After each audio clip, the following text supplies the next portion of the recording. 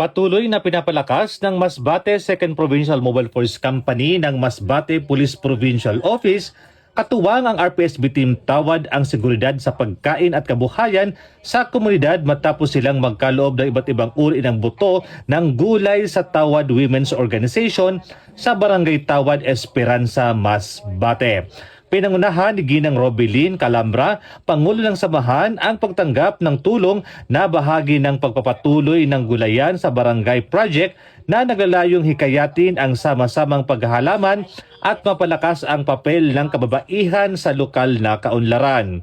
Kahapon, February 23, 2026, nag-isa rin ang mga tauhan ng PMFC sa sinagawang ikalawang anihan ng proyekto.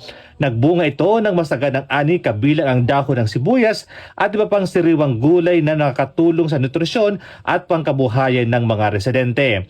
Ipinakita ng programa ang matagumpay na pagtulungan ng kapulisan at komunidad sa pagsusulong ng napapanatiling kabuhayan at mas matatag na seguridad sa pagkain sa barangay Tawad.